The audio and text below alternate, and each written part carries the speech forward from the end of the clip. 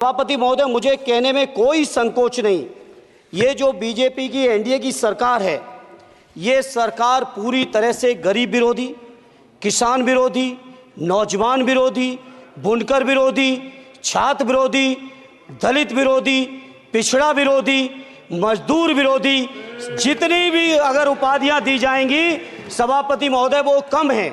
और मैं कोई राजनीतिक भाषण नहीं दे रहा हूं, मैं उदाहरण सहित आपको जब नंबर आए तो बोल देना।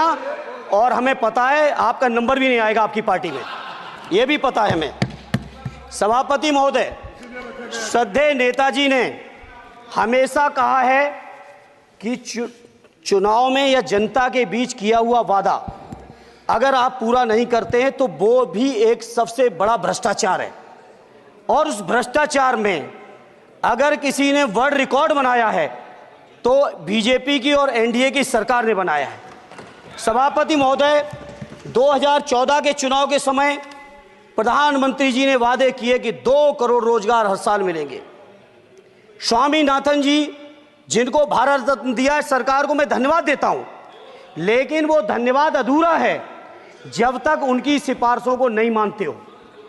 2007-8 से लगातार मांग चल रही है देश में कि स्वामीनाथन जी की जो सिफारिश है किसानों को 1.5 गुना समर्थन मूल्य देने का, एमएसपी की गारंटी देने का, कानूनी हक और अधिकार देने का, उस गारंटी को आज तक नहीं माना, आज तक नहीं माना, आज तक नहीं माना। स्वामीनाथन जी को आज तक नहीं माना। अध्यक्ष जी, डिस्टर्ब ना करिए। सभापति महोदय, मेरा टाइम इसमें काउंट नहीं होगा। आप इधर, अरे यार, बेईमानी से जीता है तो ज्यादा ना बोलो। मालूम है कितने बड़े तीरंदाज हो। इधर बेईमान हो, बेईमान हो, बेईमान हो, बेईमान हो, बेईमान हो।